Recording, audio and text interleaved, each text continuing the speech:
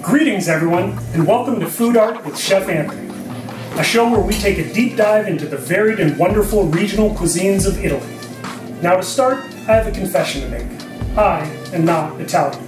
But you know what? Neither were tomatoes originally. They didn't make their way to Italy until the mid-1500s by way of the New World. What I am is a professional chef with over 20 years of experience and a deep love and passion for this cuisine. I've had the opportunity to develop many regional Italian menus, work with some great chefs and importers, and even had the opportunity to open a restaurant focused on Roman cuisine. My approach to this cuisine is to understand where it comes from, the background, the people who made it, the ingredients that they used. What my goal with this show is to connect the dots for you, to bring some of those classic ingredients and connect them with the dishes and techniques that we're already comfortable with in this country. We're going to be doing 3 of my favorite dishes today. We're going to be doing gnocchi, mozzarella and carrozza, and we're going to finish with a sweet budino for dessert. So join me on Food Art with Chef Anthony.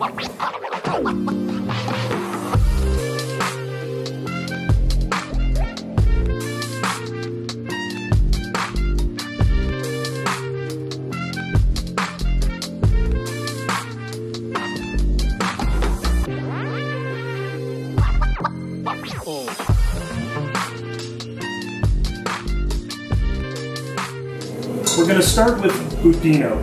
Budino is a classic Italian dessert. It actually refers to a wide range of dishes that can be either sweet or savory. Today we're going to be focusing on a sweet chocolate budino. So our first step is to combine milk, butter, and heavy cream. We're going to bring this up to a simmer. The idea is for it to be hot enough to melt chocolate, but we do not want to scald or burn the mixture.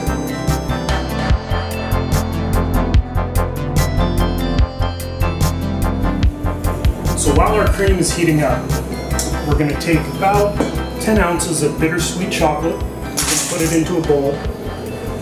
What we're going to do once our cream is hot, we're going to pour it over this chocolate mixture and let it melt. This is a very simple recipe, relatively foolproof as far as it goes. No need for a lot of heavy-duty tempering or mixing or timing. As long as we don't let things get too hot or too cold, it'll all work out well. The next thing we're going to do is cream our sugar and eggs, and we're going to be using our KitchenAid mixer here, okay? So we're going to add our eggs and our sugar. And while budino traditionally does not include alcohol, I couldn't pass up the opportunity to use one of my favorite ingredients, Moletti Cioccolato, which is an Italian liqueur. This is really going to put this dish over the edge. Okay, so we're going to add about a cup of this delicious stuff as well. A little over, a little under is okay. Set up our mixer. And then the other thing that we're going to do is prepare our dry mix. So we have cocoa powder. I like using Dutch cocoa, but really even the Hershey's will do. A little bit of salt. And a little bit of cornstarch. Budino can be thickened through a variety of ways. Eggs, flour, semolina. I like the cornstarch because it reduces the chance of having lumps. It also makes it a lot easier and quicker to set up as well, since you're not having to cook that flour. Looks like our mixture is about ready. So we're going to shut that off. We're going to check to see how our cream's doing. So as I mentioned before, budino can be sweet, savory. You can use a ricotta base. For the sweet ones, you can make caramel flavored, and there's a lot of different varieties that you can do. You could make a raspberry budino. If we were to pull out the chocolate, add a little bit of raspberry puree. We can do a caramel one where we're caramelizing sugar and rolling that into the mixture. So this is one of these dishes that once you understand the technique, you can riff on it and really make it your own, which is kind of where the fun begins. So now that our dairy's hot, we're going to bring it over here and pour it over our chocolate. Now, budino, richness is the name of the game, so we're not taking any shortcuts. This is not where we're doing low-fat or diet food. We've got whole milk, heavy cream, sweet cream butter, the best cocoa we can get, and we're going to combine all of this together. And as long as our milk is nice and hot, it's going to allow that chocolate to melt down pretty quickly, okay? We're going to assist it along on its way because we're impatient. We want to eat this delicious adult pudding right now. So we're going to start whisking that up a little bit. And as you can see, that chocolate is already starting to melt and fall apart. Our next step is going to be to combine all of these ingredients. And while I'm finishing this up, I'm going to talk for a quick second about tempering. We don't want to just dump it all in there because we've got raw egg in there. And nothing is worse than seeing those little scrambled egg bits when you're eating something smooth and creamy. So we're going to use a ladle and delicately add it in there about 1 cup at a time. Okay? As I mentioned, we also have our dry mix. We have cornstarch, cocoa powder, and a little bit of salt as well. And already our chocolate is melted and we're pretty much ready to go. So we're going to turn our KitchenAid back on. We're going to grab our ladle. We're going to make some pudding magic.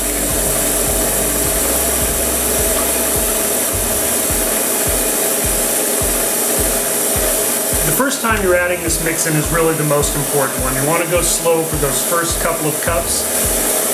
After the mixture starts to heat up, you can start going a little bit faster.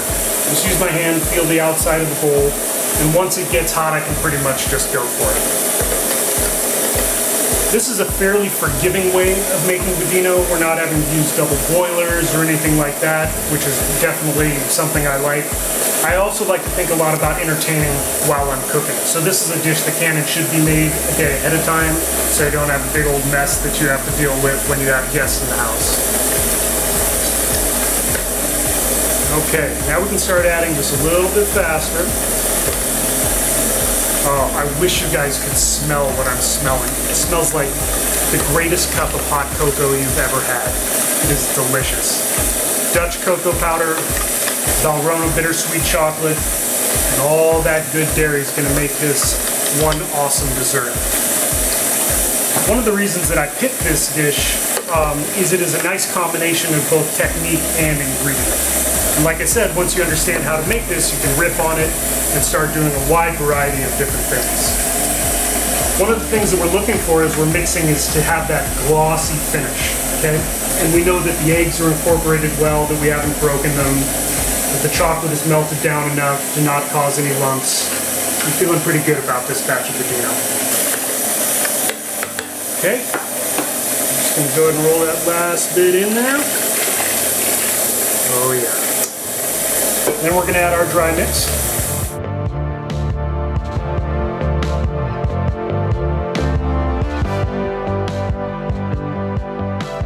Now that our mixture is done, we're going to transfer it back to the pan and put it on the stove to thicken. Now you could use a double boiler for this. I say why get another dish dirty? Because we're not using double boiler, this is going to want to start coating the bottom of the pan and sticking, and we do not want that. As you can see, we've got a nice smooth mixture already. And what we're going to do now is put it back on the stove and whisk it until it starts to thicken. So now that we've got all of our ingredients back into the saucepan, we're on the stove, medium-high heat, and we are whisking like crazy. Do not stop whisking for any reason. Fire alarm goes off, don't stop whisking. Phone rings, don't stop whisking. Kids run through the kitchen, don't stop whisking. If you do, you're going to get curdled gross pudding, and all of your efforts will be for naught. This needs to go on the stove for about 2 to 3 minutes, but what you're really looking for is that consistency. We're looking for it to start to thicken up, not to get all the way thick because it will continue to cook, and also once we cool it off, it'll set up a little bit. But this is really the important stage. This is the creme anglaise method, where we're cooking the egg and thereby thickening the custard. And as I mentioned before, we're using cornstarch, so that's going to aid in the thickening process as well. And once it starts, it goes really fast. A minute ago, this was thin liquid, and now it is like semi-thick pudding. All right. Oh yeah, we're ready to go. So we're going to bring this back over. So we're going to take our nice thick mixture over here. I've got some shallow ramekins. You can use anything. You can use wine glasses if you want to see it on the side. When I make this at home for the family, I just pour it into a big glass container and scoop out portions. I like these particularly in a restaurant setting because they will cool faster and thereby allowing the dessert to be ready sooner. Okay? So we're simply going to take our ladle, carefully Italy's ramekins, and as you can see, it's already thick. So it's really just a matter of cooling down after this. Just doing 3 of these today, and they're all for me. All that we have left to do now is put these in the refrigerator. When they're this thin, they'll probably need about 90 minutes to completely cool down and set up, and then we're ready for some good eating.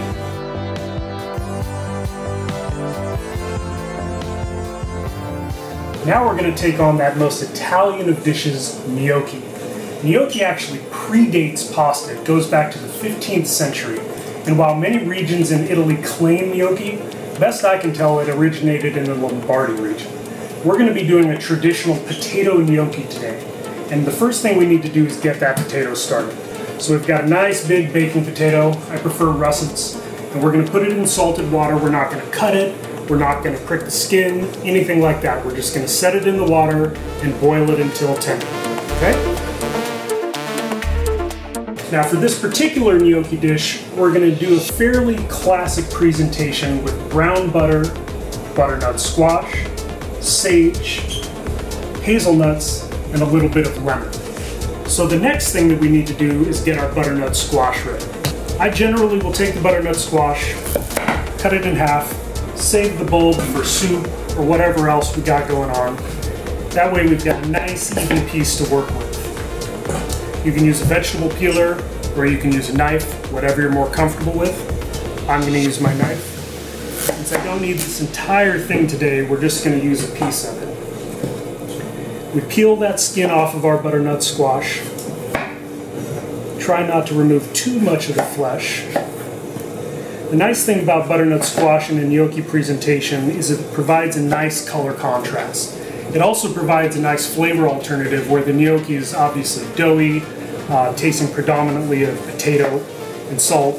The butternut squash is going to add a nice sweetness as well as the contrast of color and texture.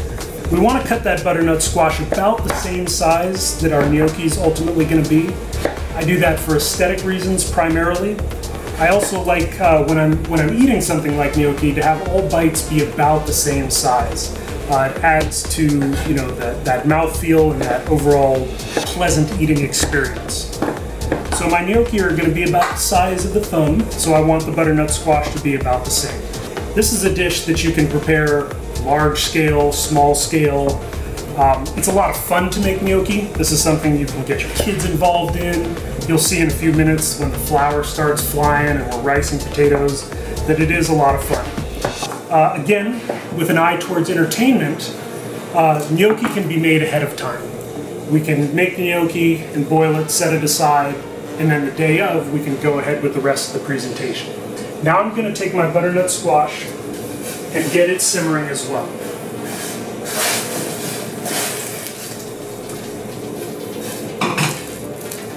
We do that so that when we go to fry the gnocchi, the butternut squash is already tender and everything comes up together.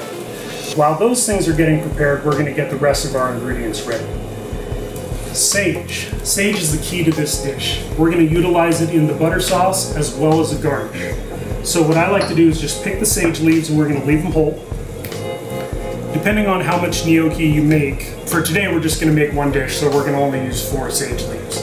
Obviously, the more you make, the more sage you're going to need. We're also going to take hazelnuts.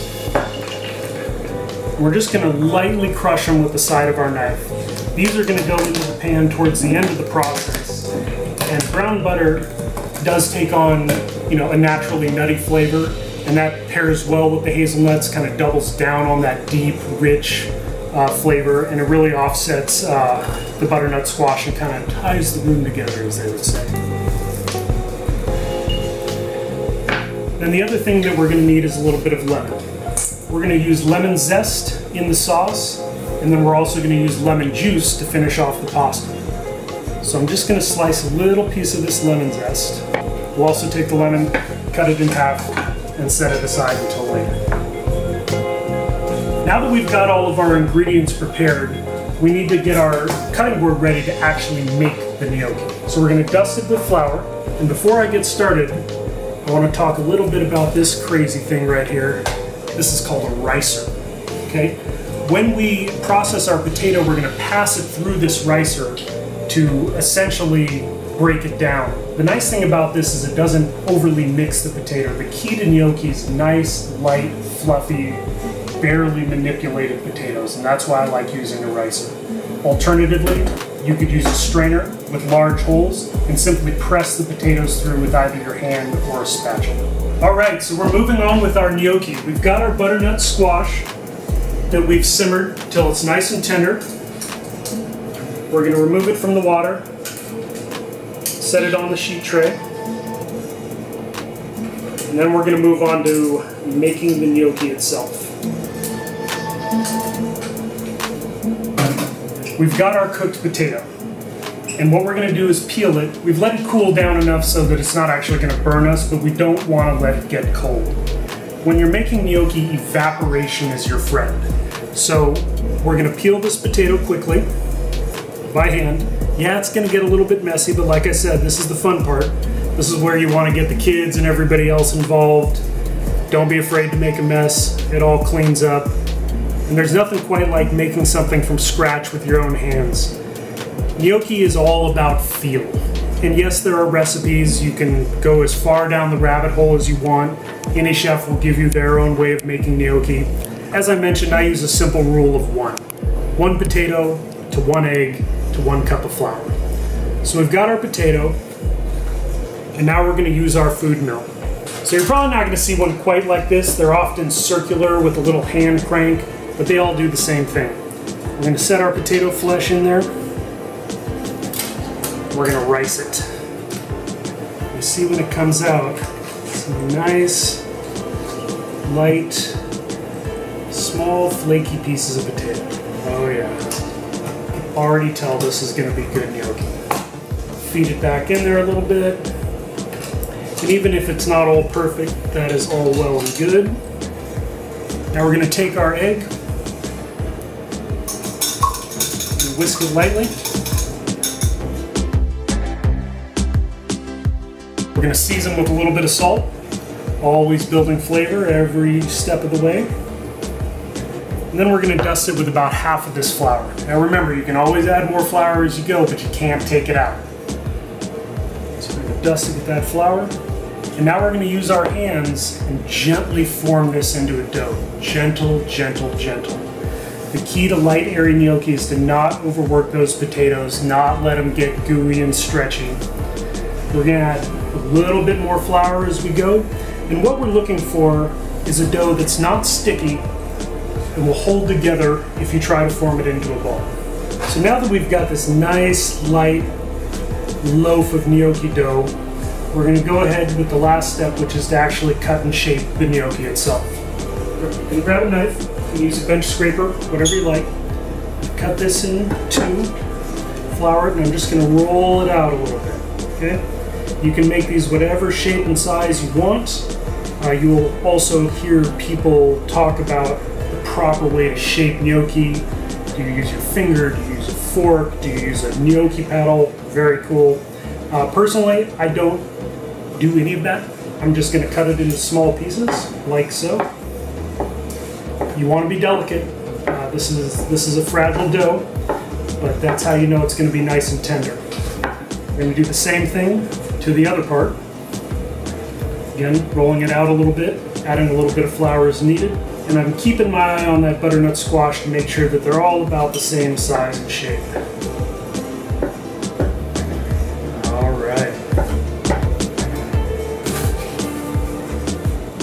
Transfer these over to our sheet tray and get ready for the cooking process.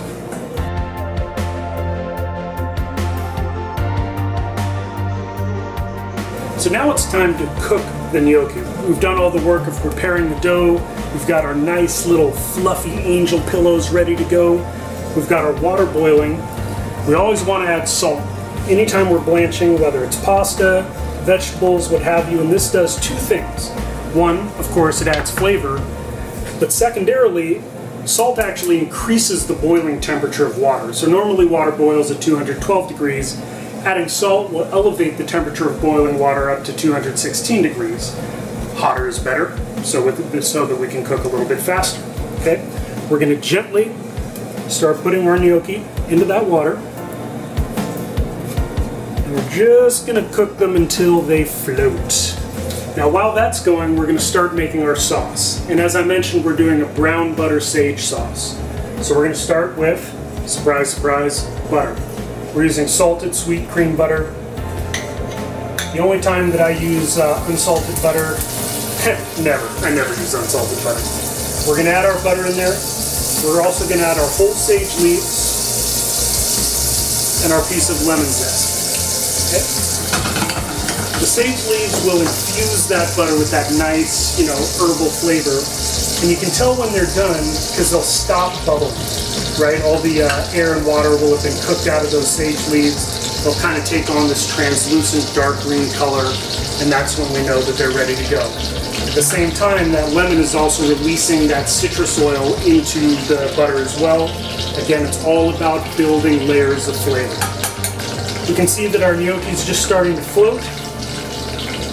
We're going to take our skimmer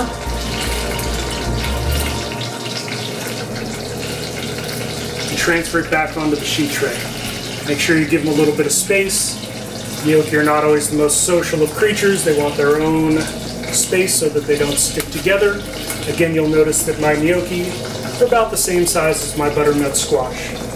And for those of you who've made gnocchi before, and you've seen those perfect, beautiful little spirals of gnocchi, that's not how I roll. I like my food a little bit more rustic, and I'd rather spend my time eating it than shaping it.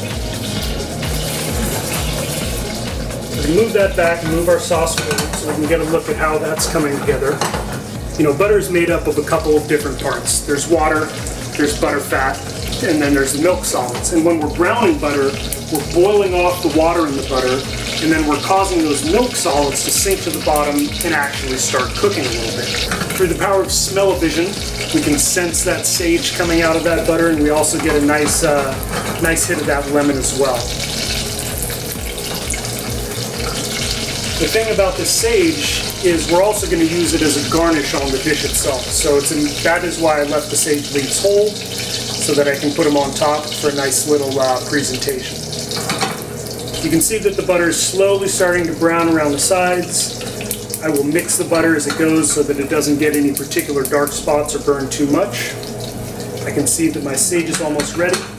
One of the important stages in browning butter is the foaming stage. So right before it starts to get dark, you'll see all of that, all those milk solids kind of foam up and then start dropping down to the bottom of the pan. And that's right where we are right now. So at this point, I'm going to carefully remove the sage leaves, set them aside, pull out my lemon zest as well. Fortunately, I'm not going to have another use for that, but thank you, lemon zest, you've served us well. And we're going to get our saute pan ready, and we're going to complete this dish. We'll get our pan nice and hot. We're going to take some of that nice brown butter, pour it in there.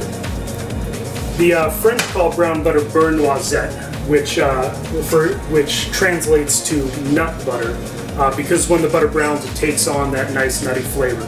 We're also going to use hazelnuts in this, and I'm going to add those in shortly after I add in the gnocchi and the butternut squash. Now I like to get a little bit of sear on my gnocchi, so I'm going to make sure that I'm not crowding the pan too much. And when I get them all in there, I'm going to let them sit for a good 15-20 seconds till they start to sear. For presentation, I always use the same amount of gnocchi and butternut squash. It'll look like a nice tumble of food, if you will. So I've got about 6 or 7 gnocchi, and I'll do the same amount on the squash. Sometimes the best thing you can do for your food is just leave it alone.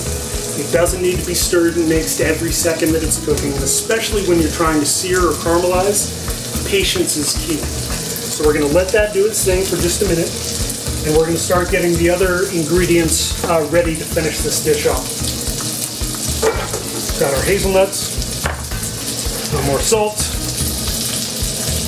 pepper, and then we've got the remainder of that fresh lemon. You can start to see that gnocchi is browning up just a little bit on the underside. If it sticks to the pan, let it stick. It'll come out when it's ready. Same thing on the butternut squash. Want to get a little bit of color on those as well. The nice thing about that brown butter is it already has those nice little brown flakes in it, so it's gonna pick that up, and you'll see that nice color. Now I got a little impatient, tried to move the piece of gnocchi when it's not ready. She's a finicky woman and she cannot be rushed. So we're gonna let her do her thing. Now it's starting to release a little bit. Getting some nice sear on that. Once we feel like we've got a nice sear on one side, we're gonna add some of our hazelnuts. You do want to be careful with the hazelnuts. You don't want to let them burn. A little bit of burnt hazelnut can throw off the flavor of that entire dish. We're going to give these a little shake. Now that we've got a nice browning, a nice sear on our gnocchi and butternut squash, we're going to hit it with a little bit of fresh lemon. That lemon's going to mix with that brown butter to form our sauce. All right, it is time to plate this delicious rustic gnocchi. So we're going to simply arrange these nice seared gnocchi on our plate, intermingled with the butternut squash. I want to get some hazelnuts in there as well. I like to pile it nice and high. Now gnocchi's not necessarily something that you're going to sit and, eat a whole pound of. It is rich, it is starchy, it is unctuous, and a little bit goes a long way. You should smell that lemon, you should smell that brown butter and hazelnut coming off the pan. And then, as I mentioned, we're going to take our sage leaves that we used to infuse that oil, and we're going to use those as garnish as well. So I'm just going to kind of tuck those in. The nice thing about fried sage leaves is they're crispy. They taste like sage, but they're a lot mellower. So you just kind of get that nice little back bite of sage. I'm going to finish this with a little Parmigiano Reggiano, twist of black pepper, a little fresh lemon for garnish. Manja.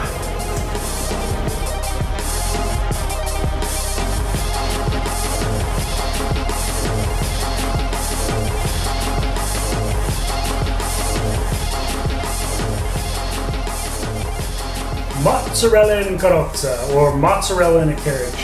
When we were developing the bar menu for the restaurant, and I was doing my research, I came across this dish. And you ever had those moments where you find something amazing and think, God, how did I not know about this?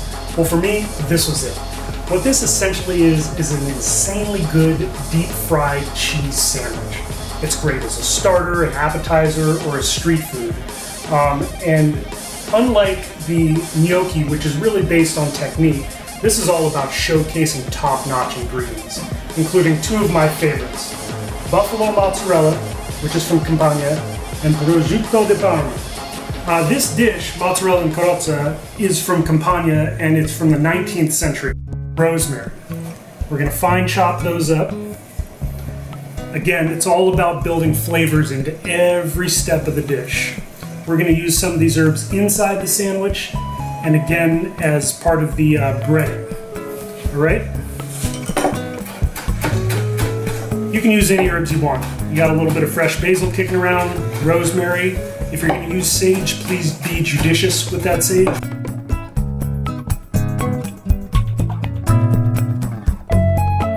Salt, a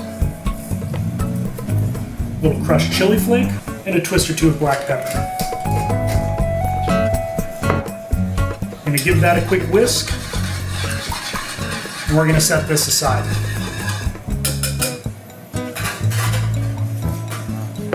Next, we're going to start building the sandwiches themselves. Any bread will do. You could even use cheap sandwich bread, but this is a cooking show, so we're going for big air. So I've got a nice Italian loaf here. We're going to cut about half-inch slices. As many sandwiches as you want to make, so however many slices you're going to cut. I like this type of loaf because the crumb is fairly tight, as opposed to a sourdough or some of those other breads that have the big holes in it. We don't want that. We want to trap everything inside of here. So this is an ideal bread for us. When I make this at home, we often just use sandwich bread. Don't bother cutting off the crust or anything. But for you, good audience, we're going to make it a little nicer. Now again, the shape is not really that important, but you do want to remove the crust. The reason for that is that the breading will not stick as well to the crust as it does to the inside part of the bread. I'm not a big fan of food waste, so I would save the crust, turn them into breadcrumbs or something like that. In the restaurant, we would stamp out cute little rounds of the bread for presentation's sake, but that's really not necessary. Once we've got our bread all cut, we're going to start building our sandwiches, and we're going to dredge them, and then we're going to fry them. Now, there is a lot of different fillings you can use in this sandwich, and I'm going for the classic, but there's really no limit to what you can do. You've got some sun-dried tomatoes around, you can use those. You've got some fresh basil leaves, you can use that as well. Really anything inside the sandwich, as long as it's got the buffalo mozzarella. That's the key. We're going to take our cheese, beautiful, wonderful cheese. We're going to slice it, nice thick slices, but we want to make sure that it's about the same size as the bread. We don't want that overhang, or else it'll become a bit of a gooey mess when we're frying. Okay? So what I like to do is I'll build my sandwiches, then I'll go back and I'll trim them up a little bit. I'm going to take a little bit more of that herb mix. I'm going to sprinkle it over the cheese. And then I'm going to go for the coup de grace, this beautiful prosciutto di Parma. We're going to pile that in there. Don't be afraid of using too much. Okay? So you're all with me so far, right? We're just making sandwiches like we do every day. Set the rest of this aside for snacking later. Now that we've got our sandwiches, I like to press them down a little bit. This will help make for more even cooking, and it'll also help the ingredients not fall out when they're being fried. You can use a rolling pin, hand, anything you got. Then I'm going to go back and I'm going to trim these up a little bit, because again, I need all of those edges to be nice and even. I always like to start a party out with these. Nothing says welcome to my house more than a platter of fried sandwiches passed around, maybe with a glass of Prosecco or chilled Pinot Grigio. So get rid of all of this excess. And then we're going to roll into the breading process. So we're going to use a 3-step, well, it's actually a 4 or 5-step breading process, but bear with me here. We've got a little bit of flour, just all-purpose flour. We're going to season that with a little bit of salt and pepper. Again, building flavors in every step of the process. We've got our egg wash. Then we've got panko breadcrumbs, which are most definitely not Italian. Panko are Japanese breadcrumbs, but they're really without compare when it comes to that texture. You'll get that nice, flaky, crusty exterior. For an extra bit of fun, I'm going to roll in a little bit of grated Parmesan into those breadcrumbs. Cheese on the inside, cheese on the outside. Like I said, it's all about the cheese. A little trick when you're breading things. Keep one hand for the wet and one hand for the dry. So what we're going to do is we're going to start with dipping these sandwiches into the egg wash, pressing them down, both sides, and on the edges as well. Then we're going to move it into our flour mix. This can get a little messy, which is why I caution to keep one hand for the dry and one hand for the wet, or else before you know it, your hands are covered in dough. I'm going to dust it on all sides with that flour mixture. Then I'm going to return it to the egg wash, which is why I said it's more than a 3-step process. I'm going to roll it again in that egg wash, again making sure we're getting top, bottom, all of the sides. And then we're going to transfer it to our panko. We're going to make sure when we're done that the sandwich is entirely encased in that panko. Otherwise the cheese will start oozing out when we're frying, and it won't make for as nice looking a presentation. Again, a little trick is to roll in some grated cheese into those breadcrumbs. Just adds another layer of flavor. Oh yeah, I can already tell these ones are going to be good.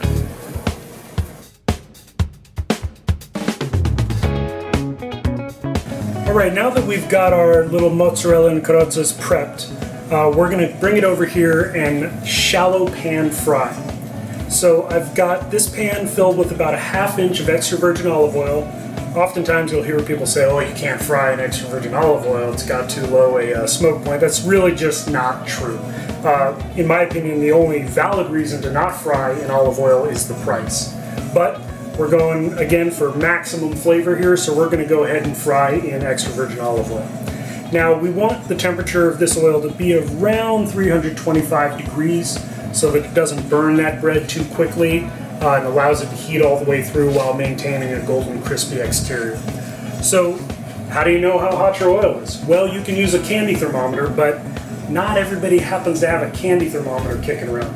But you know what we all do have? Chopsticks. So any sort of untreated wood will work well, and bamboo is the best. And what we're going to do is we're going to take those chopsticks and just put them in the oil. And if we start to see little bubbles forming around the base of the chopsticks, we know that our oil is hot enough to fry. The oil should come up to about halfway up the sandwiches. And my favorite tool for turning things is actually a fish spatula. This is a very versatile piece of equipment. It allows us to keep the sandwiches flat while turning them without risking splattering ourselves with the oil. We see those bubbles forming. We know our temperature's right. And we're going to let these go for about a minute. Then we're going to turn them over. We're probably going to wind up turning them once or twice to ensure that we get nice, even color all the way around. If we need to turn them on their sides because they're too thick, we will go ahead and do that as well.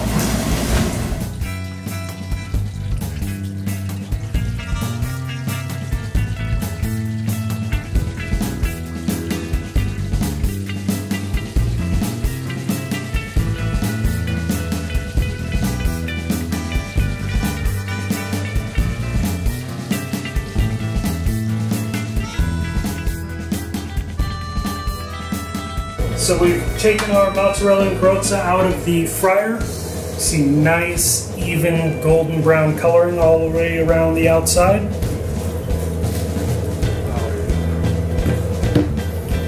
So we've got nice, gooey mozzarella. You can see the prosciutto. Just going to stack these up.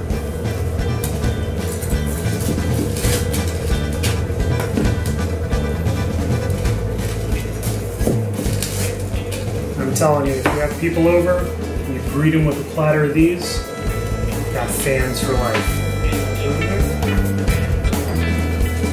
Garnish, and voila, mozzarella and carozza. So we've taken our budino out of the fridge after about 90 minutes, and it is already set up, not going anywhere. Okay? I've made a little bit of whipped cream, and I'm going to whisk in a little bit more of this chocolate liqueur into the whipped cream because why not? So we add a little dollop in there. And I'm not going to fully incorporate it. I want to see a little bit of that swirl. Take a nice dollop of that whipped cream. Right on top. And there, ladies, gentlemen, and everybody else, we have budino milete di cioccolato. Enjoy. Thank you, everybody, for tuning in to Food Art with Chef Anthony. I hope you had a good time, and if you learned something, well, that's okay too. Personally, I had a blast.